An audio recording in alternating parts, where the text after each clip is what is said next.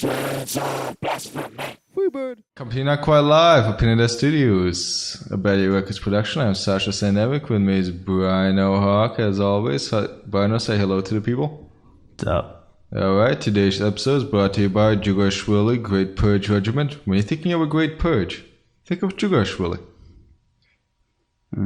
Alright, now let's get started. South by Southwest has ended here in Austin, Texas. For those of you who don't know, South by is a annual festival that they have here in Austin. It's known for its music focus, but it also has a lot of film and a lot of sort of techie stuff that also tagged on over like a week or two that's expanded on. It was interesting because I found an article that they talked about it, and it mentioned how the current mayor of Austin, Steve Adler, looked at the profit margin between 2010 and 2014 for South by, and he put a whole committee together because apparently it's not doing as well as they wanted to. And Austin, so we're like getting all the tourist money, which pisses off the rest of us here in Austin because it clutters up all the roads for us. Yeah, it makes life difficult when you're trying to get to work. But that aside, do you think the fact that he would get concerned about it still makes a lot of money? Bar none, it makes plenty of money. So it's not like the city is drowning in debt on account of it. But do you think the fact that it's going down is indicative for something about these sort of indie festivals, even though they're not really, it still likes to bill itself, like South by likes to bill itself, so like the alternative indie show in a way, but in reality it's highly corporate at this point. It's very much tied in with all of that.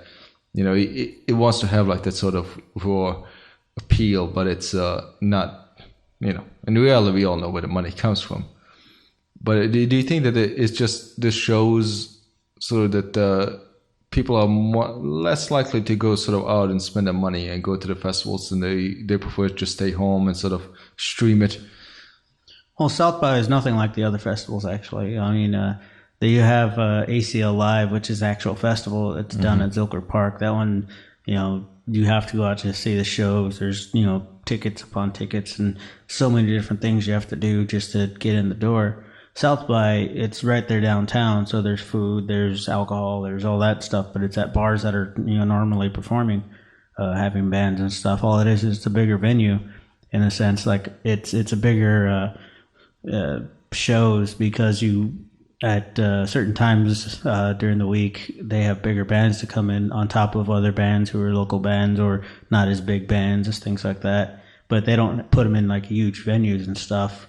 Only a few places actually do that. I mean, we'll get like, you know, Pandora come in and they set up a stage, Spotify, things like that. They do have some of the corporate and bigger radio stations and like, you know, national and international stuff happening there. So it's a pretty big thing, but it's nothing like the other venues or the other shows, because of the fact that it's not something that they book out a stadium and they, you know, have only one thing going. It's, you have a choice to go to so many different shows. You have so many different things to do during the day. They have talks with you know, industry leaders. They do movies on I think it's for the first week or whatever. They do movies, and they have, you know, premieres. They have all the, you know, big shots in the movie industry show up, and the next week is the music stuff, and they have just the big shots of the music. And no other festival does that. So it is in a league of its own. It is a completely different thing than any other, like, you know, Buzzfest or ACL or Marley Fest or, you know, any of that stuff, because of the fact that it is completely different. Right. It's not just music centric. It also has a lot of, you know, like I said in the intro, film, and also like tech stuff like Microsoft and Apple and things that will come out. Yeah, they actually had I don't know if they did it last year, but I know this year they actually had a gaming thing, kind of like what E3 does and stuff, and the Comic-Con and all that. They kind of mix it all in one thing. So it's a venue also for creators to promote things, any sort of entertainment creators. Do you think that there's any truth to when people say, look at, let me backtrack, I'll give a little background. Like South by, often the music part of it often likes to focus, like it's also a way to promote local talent, undiscovered talent in some ways. Like, well, we give them venues, but I've heard how over the last few years it hasn't really been as true as it might have been, back when it first started, maybe throughout the 90s. Whereas now it's harder and harder for undiscovered artists to get venues on there. I mean, not just South by, it's sort of hard for undiscovered artists, musicians, specifically musicians, to get venues, because a lot of times when the money is involved, when you holders don't want to have to take a risk if they put you on there, if they can't, like if they don't think you're going to make a profit back for them, if they lend you the money to get on there because it costs money to get you on there. If you're nobody and you don't get the crowd and you don't get the money in, then you're sort of in debt to them. So that's also a risk that a lot of musicians don't want to take. Well, so South by, it's a completely different thing, because they invite bands to show up and they do different things, but they also have free shows. Like I said, between like, I think it's 10 in the morning till 6, every bar makes their money because people can come in free, see free shows, South by shows. Some big artists actually do those free shows and stuff. They're not getting paid for it. They're not getting anything on it. The South by people, all they do is just, say, ask the bands to come in. They don't have to pay anything. They don't say, "Oh, if you don't show up, whatever." It's just like, "Hey, we have this show. You're invited to it. Come do it. If you want to do it, we'll set you up, put you on the roster, so on and so forth. We'll see where you're going, see how many different venues you're playing. You'll be a headliner at this time, all that stuff." But you don't think there has been a decline in that sort of this sort of option when you options? I don't really think so. I'm just saying what I've heard. So you think that's just unfounded? I really don't know. I haven't heard any of this stuff. I'm not gonna, go off of the, speculation of one person type thing. Could be people just worry what's going sort of over top. Yeah, I don't really know. I mean, some bands didn't get on, and then suddenly the mayor like, doing a thing to say, "Oh, we didn't make as much as last year, or the year before, or 2010, or whatever the hell it is." I mean, it's, I think, a waste of, city payers' money and resources for that to be happening. But Austin does rely on its festivals because they do make a lot of money. It's a lot of music capital, as it says. We bring in, millions upon millions from, people throughout the world on, certain weeks of the year. South by is one of them. And then there's ACL. Marley Fest, they bring in people. It is a big thing, but I mean, to put a committee together and say, "Oh, well, we need to see what we can do to make it bigger and stuff," they're just going to spend more money to try to make that money back, and so they're going to get more in debt. And, as they say, you need to spend money to make money, but I mean, if you just leave it the way it was and stop spending so much, you'd probably make more money because it is its own entity already. Maybe Sound of Panic is coming along for people, especially like local artists. They think that in the attempt to make money, they're going to push out more of the lesser known names off the stage, and maybe give more venue time to the more established bands just to draw in more money. Maybe sort of like a precautionary worry that they have. You think that might be the case? I have no clue. I don't know what they're thinking is really. I mean, they do have the local bands who show up. They do have those, all the the free shows. A lot of those will be the local bands and the to get promoted and stuff like that. But I don't think they really push them out because there are the times it's always been set that I know of. Like 6 o'clock or whatever, 7 o'clock is when the bigger bands, the more known bands come in because they are the ones who are gonna make draw the money. But they're gonna pack the house. They're gonna do all that stuff. And that's just the way it is. And people freak out when they go to them because of the fact that sometimes the bands they want to hear are playing at 2 different places or 3 different places, and it's all at the same time. So they like to have it down to a T. Oh, I'm gonna see this show at this time, and I'll run off and get this place and do this thing, or they're playing this venue at this time on the next day, so I'm gonna make sure I get there and blah blah blah.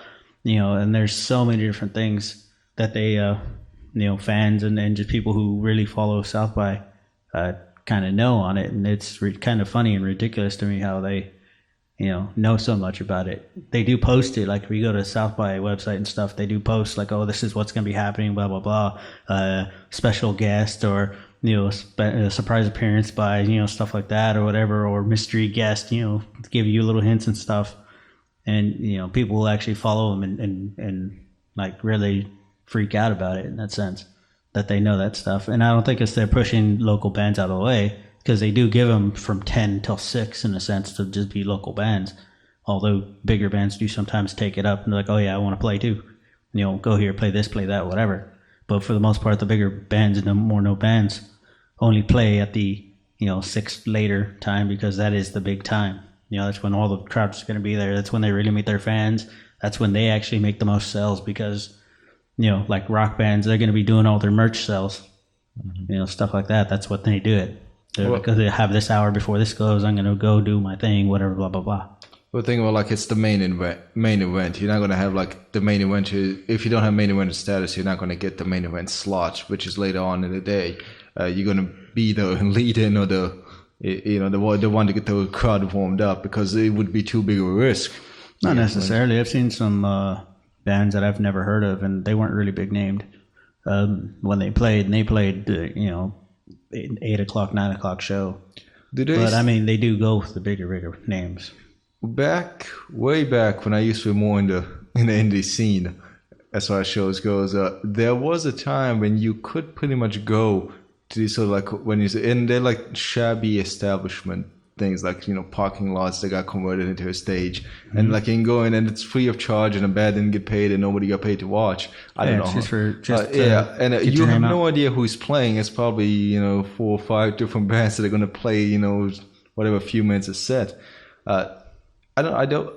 Those might still be around in places, but I don't think they really feature as heavily anymore now, because people don't.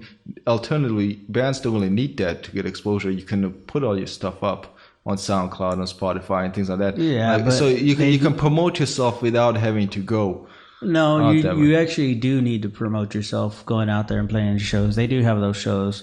There are bands who are not big bands, and they take time, like off their work. They, coordinate with their whole band members, take like a week or 2 off, and they go on tour. They go, they start just in a city tour, and then they go, 2 city tours, 3 city tour, and then they start getting bigger and bigger, because they'll do just a circle, play a couple venues, and come back the same day. Or, where they do the bigger ones where they go and like set up a stopping point or whatever. So they'll play one show that night, go back to their house, go to the next one, a little further away, go back to their house, go to the next one, which is even further away, play, stay there, take off to the next venue, come back, and then come back, do another show at a different venue, and come back that way. So they do like 5-6 cities, but they do 10 venues, because they play 2 different venues each time or something.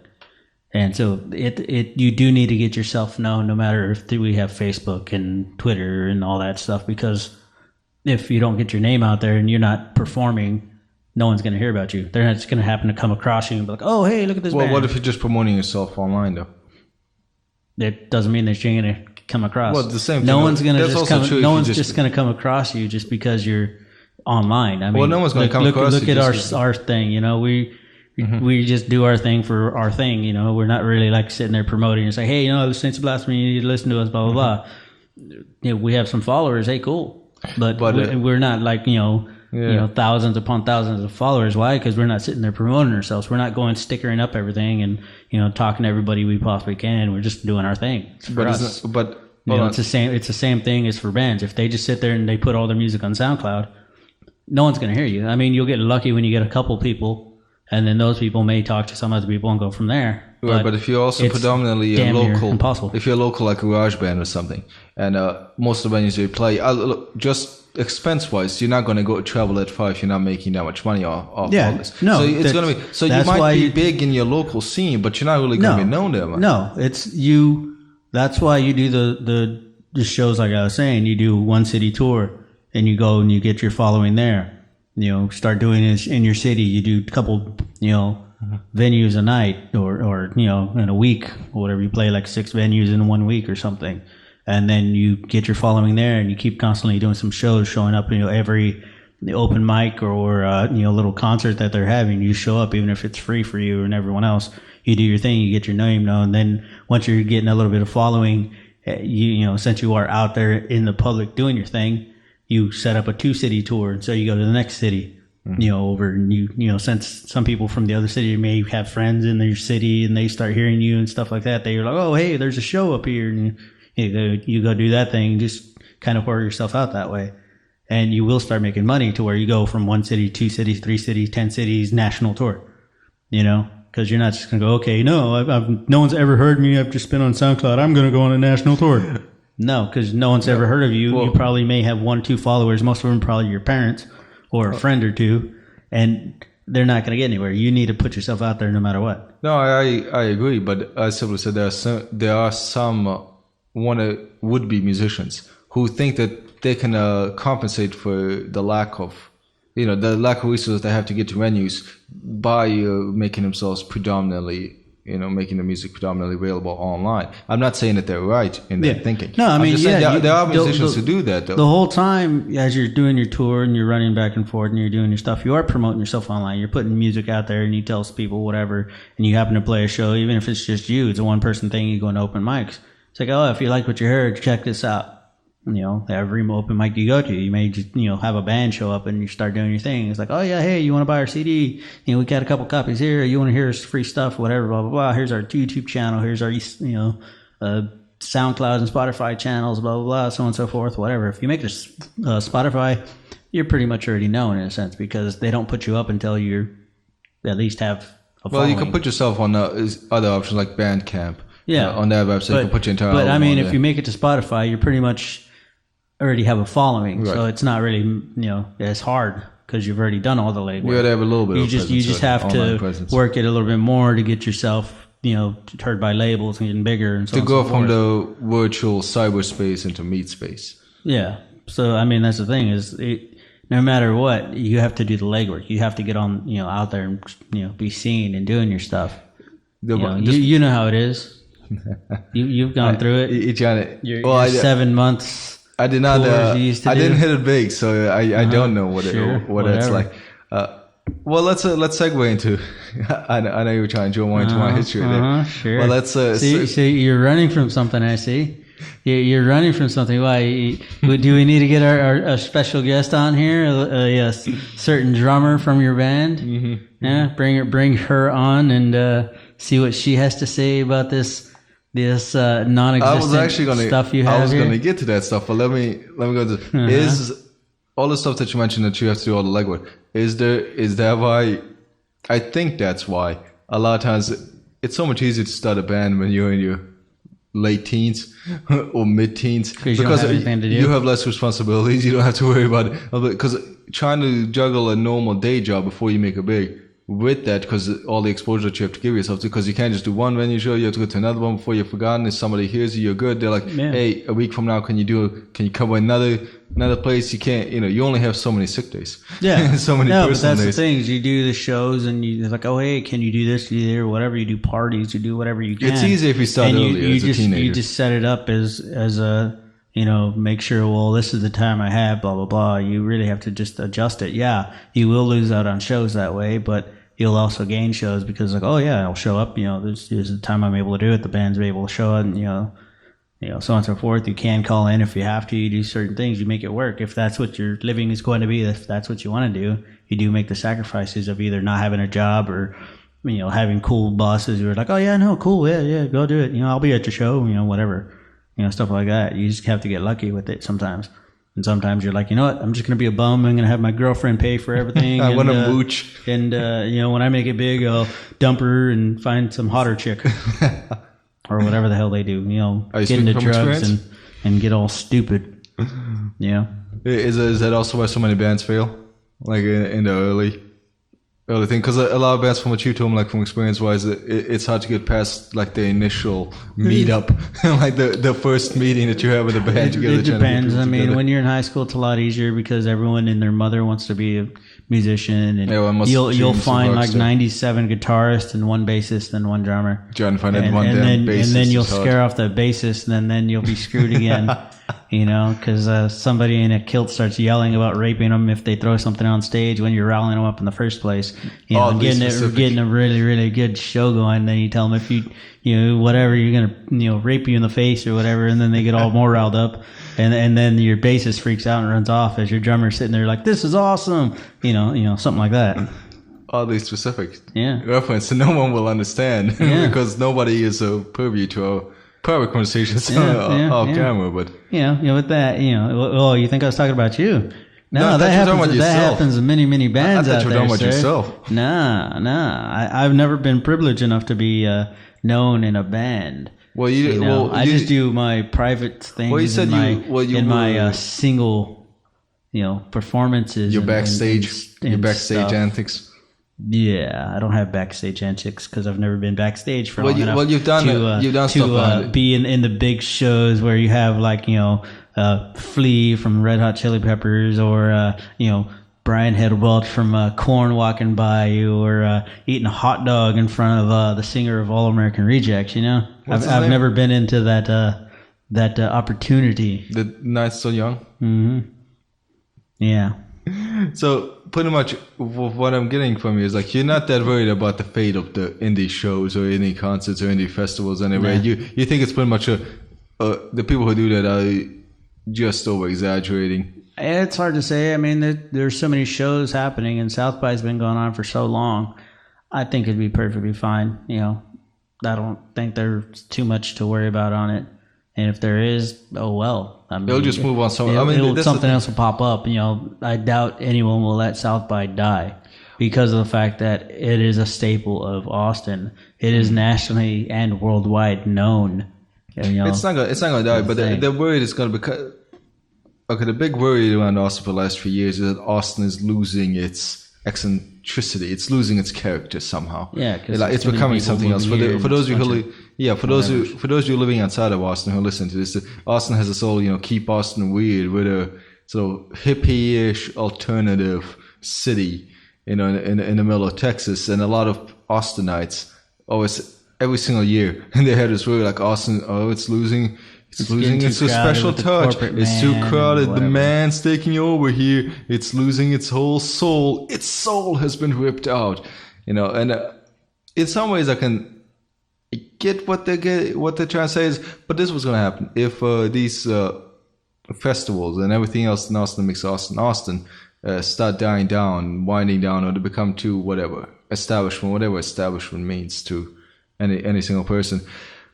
It's just going to move somewhere else. The live music capital will just become something else. It just won't do it. Nashville's actually a live music capital, supposedly. It's the music capital of the world. We trademarked that word.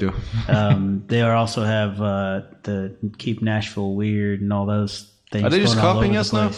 I mean, it's a lot of different cities have that now. Like keep whatever, Kentucky weird. Keep Kentucky weird. Kentucky has always been weird. It's the only place you can marry your sister, become your mother, and be the father of your aunt. Hey, Colonel Sanders is from Kentucky, I think. Yes, he is. Kentucky Fried Chicken. Yes. Yeah, he sold it and he sold his own name and image. And it shows how smart Kentucky is. Well, maybe he just want to get rid of that label because it is the worst tasting chicken on the planet. Mm-hmm. Just had to throw that in there. I know. KFC. Feel it. You'll taste it once. You'll taste it again. That's the thing is, many cities are actually kind of doing the same thing. They have those, keep whatever weird and blah blah blah, things like that. They have their own little music things. But Austin does have South by, which is, like I said, nationally and internationally known. So it is a thing that people will see for years and years. I think ACL is another one. That's a really big one. Mm-hmm. That's like the big one. It shuts down Austin. It shuts down everything, but it shuts down like a bigger area. There's also the Fun Fest that does the same things. Those are the bigger ones. Marley Fest does that. South by is a pretty big venue, and it's more annoying because it's not out in the middle anywhere. It's not a little bit further from downtown. It's smack dab in the middle of the bar districts, 6th Street. If you're trying to drive down 35, it just sucks. It's fun if you have the free time to be a volunteer there, and then you get the free pass and you get to experience it all. But if you have to drive home in the middle of this festival and you don't really get to enjoy it if you live in Austin, like you're not just coming here for the shows, oh man, it's a bitch. But isn't it? The worry though seems to be like that. Well, if we don't cater to whatever the indie crowd, somebody else will. Like I was saying earlier. But isn't that a good thing? Other places will have more shows, and they'll create more shows, and they'll create more opportunities. Yeah, but it pulls the money from here, and that's what they're worried about. The fact that Austin's losing a commodity it has. It's a big thing. years ago, it was a bigger because it was something amazing still, but it is losing its feel in a sense for some people who've been in Austin forever. They get annoyed of it, because not just every year do we have the South by, but every year we're also gaining more and more people. So it just becomes like we're more crowded. And I think that's what it is. They're getting tired of the fact that there's too many damn people in Austin. Price in the past year have gone up just for living costs. And that's in the past year. 10 years ago it was a lot cheaper. Just in the past year, I can think of it's been, probably about, 8-10% more expensive, probably even more than that. And that's just in 1 year's time. Mm-hmm. We've been here for a couple of years now. Yeah. But that actually, it ties into what I heard. I saw a comment on this whole thing, like how Austin's getting bloated, housing prices are going up and all that. The prices are also going up for venue owners as well. You know what I'm saying? Like they need to pay the bills as well. So they will start charging acts more in order to cover that the cost for all that. Yeah. So do you think like it's just a loop that just creates a problem? Maybe that's really what people should be worried about if they're going to be worried about anything on this issue? That's the thing is I don't think the artists actually get charged because they actually get paid for work in the venues and playing the venues. They may not get paid as much or, whatever. I'm not sure exactly what's what because of the fact that when a band shows up and it's a more known band or anything, the bar makes, 10, 20, 30%, even more than that, more than what they normally do because more people show up, the more people, the more alcohol sells. And that's what they do. That's the whole thing about the bars and the venues, stuff like that. They can care less about the band for the most part as long as they have a big following. If you were a local band, but you can bring in, 20, 30 people, they'll be like, okay, whatever. If you're a local band, you can bring in like 500, 600 and they actually have to turn people away and people are fighting to get in. Mm-hmm. They will book you every single time. Like, oh no, these guys have a big following. It depends from venue to venue, of course. It depends what the setup is because they all have different setups as to how exactly the whole money thing works. But the thing is, it's how many people can you bring in? Like if you went in and you played a show like acoustic show or just whatever, it's just you on your own, messing around, but you can bring in 500 people, they'd book you every single time. Mm-hmm. If you brought in 4 people, they'd just laugh at you like, no, hell no, get out of here. Well, some even if you're like, I'll play for free, man. It's like, nope. Well, there have been occasions no-name bands will book stage time. Yeah. At places. That's what I meant. How much money will they charge for you to have to say? Like if it's like your first time out performing with your band, they actually pay you. That's the thing is you don't have to pay the venue. They never. No, I'm saying you never pay the venue if they make you pay. It has been happened. If you've never performed before, they make you pay. No, if they make you pay, they're ripping you off because of course they're ripping you off. But they don't. No, they don't. They don't charge you. They pay you. You tell them, hey, I would like to play your show, and then you work out a deal. How much are they going to pay you for how many people you bring in? You can work out a percentage like, okay, well, I take 10% of the house. If you have a big thing, big crowd, and you make, $10,000 a night, I get 10% of that, or 20% or whatever. The bigger the crowd, the more money you make or whatever. That's usually how that works. You don't go in and it's like, hey, can I play here? It's like, yeah, I'm going to charge you $300. I was like, no, thank you. I can go over there and play for free. They're not supposed to charge you. If they do, it's just because happened though. Like people have booked stage time at venues. Yes. And they do it by paying. Yes. If it's a big venue like Staples Center or something like that, yes, they're going to charge you because they expect you to bring in a crap load of people if you're not bringing them in. Dive bars, no, they're not supposed to. If they do, they're just ripping you off. They're chipping you. That's all that is. I know, but when you're 16 and you just have a garage band, you're not really thinking about all that. You're thinking about the fact you're going to be on stage. They're not going to charge you, whatever. Usually it's like $50 or something, just to get you out there for like 2 or 3 songs. Yeah, if they're long. Like I'm not talking about the big business. No, it has nothing to do with big business and stuff like that. It's every bar you go to. All it is their main goal is to sell alcohol. So when you go in and you broker a deal or whatever, you basically come in saying, hey, how much are you going to pay me? this is the percentage I want of this house, of the house. Simple as that. And you know, I'm I come up on stage, I play, you know, for 30 minutes or whatever. I do 7 songs or 6 songs, and you give me $300. Yeah, I got it, but I'm still saying when you're a 16-year-old punk kid with a garage band, sometimes that you means go to they're a taking venue advantage of you. They're ripping you off. Yes, I know, but you shouldn't take it because of the fact that when you're a 16-year-old and you're doing your stuff, you have more attitude. It's like, hell no, you're paying me. Yeah, I'm not paying you. That's what it should have been. That's what it always is. Most of them are so excited just to get up on the stage. Yeah. They don't care. Like, you want $50 from me, I'll give you $50. Just get me up on that damn stage, because in hopes that you know, whatever, you get experience. Yeah, just being up on stage. It's the thing is you get your experience, but you always do the free shows. That's why I said you go to the open mics, you do everything where it's going to be all free stuff. That's how you get your experience. That's how you get your exposure. That's how you get into the bars to have them pay you, and you take whatever percentage of the house, and you know, you go from there. Next thing you know, you're going to have a record deal popping up if you're good enough, and then the record company takes everything from you because they are the ones who will rip you a new one. Yeah, so stay independent. Start your own label. Do you think it would make sense though for local acts to just kind of come together and start hosting their own festivals? No. Like, you think that would be like poison? No, it's because they can't afford it. It would be a waste of money and a waste of time. To set up the thing, to get all the promotions out, to get all that stuff, and to book a venue that's going to be big enough for everyone, you will have to pay for it. It's not going to be a little bar, you know, this and that. And if you get lucky and you talk to a bar owner, yes, they will charge you for that because it's going to be something that they could be making more money off of with other things and doing whatever. If you say, oh yeah, it's going to be a bunch of local bands, we're going to come in and we're going to have a show, it's going to be hosted by whatever, blah, blah, blah. You have to get all the backers, you have to get all the, you know, promotions out, you have to do so many things, and it's going to cost you probably more than you'll even make unless you're like South by, which they have people coming to them and begging them to be on there on the shows.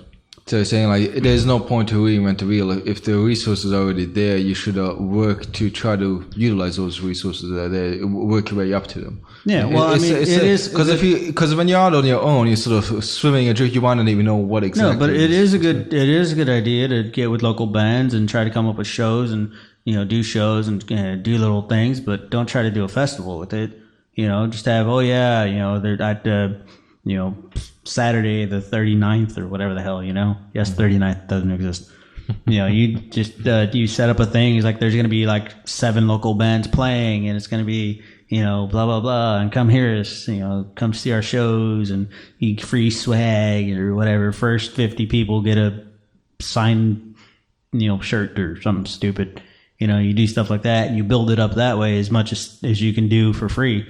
You know, posters and stuff. That's why if you're in high school, it's a hell of a lot easier, because what do? You say, you know, tell your band, you're telling your bandmates, you tell their friends, you tell the library, do whatever you can. You go up and you stand in front of the class and be the, you know, class clown. Say, oh yeah, hey, there's a show coming up, whatever. Okay, yeah, you know, go from there. Then, you know, yeah, in high school it's a lot easier. You're in, you know, college, you still have a chance. You're in the workforce.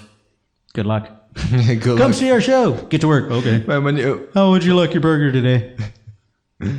Cheese, no cheese. I don't think you even know that many people. Once you get into the workforce, you don't know enough. You don't have unless you get in with your bandmates and you just happen to be playing shows left and right and whatever. No, you can kind of kiss a lot of that goodbye because of the fact that you're working too damn much to make enough money to feed yourself. So in a sense, you still sound optimistic about the whole scene. Yeah. So people are just sort of getting the panties in the water for nothing. No, I mean, it's like I said, I'm not really following, you know, all this stuff and what the, you know, people are saying and stuff, because well, maybe that's a good thing. It's not, I should be following it because I should know what the industry is, because of the fact that I do want to be in the music industry, and I am a, you know, producer, and I do have Bad Year Records label and, you know, all that stuff. You know, produce this show in a sense. Well, but so I should know all that stuff. But the fact is, I don't care what the hell they're saying because I have too many things to deal with right now. Right. You know, if I concentrate more on doing the music scene and stuff like that, you know, I will know the business left and right. I'll have people who know the business. You know, I'll have an entertainment lawyer to understand that and to book people and all that stuff. I'm not going to be the one who's like, oh yeah, Hey, I have a label. Why don't you sign you? It's like, no, I'm working on a label. And, I'd like to sign you. Let's see how, what we can broker together. Well, worrying about and talk to my lawyer. Yeah. Worrying about the politics can also be very distracting from the music. So like when you bitch about it, it's not enough about the music, but all you do is talk about the aspects that have nothing to do with the music. It can become a headache. Oh, yeah. In itself. Yeah. Well, I guess we broke with this part. What is it? South by is over. ACL isn't until the last. Coming up in the next couple of weeks. Yeah, Fun Fest is coming up pretty quickly. Fun Fest coming out. ACL is though like October, September. Like, I don't even know. I just know it's South by, and then it's like Marley, Fun, ACL. It's all crammed together. Well, it's crazy. It's not enough time to recover. Despite the fact that everyone's always bitching about the decline of all the shows in Austin, there seems to be always some kind of show happening if you are willing to look for it. Yeah. All right. True. All right. Well, I guess we'll wrap it up right there, and we'll catch you guys next week. All right, guys. See you.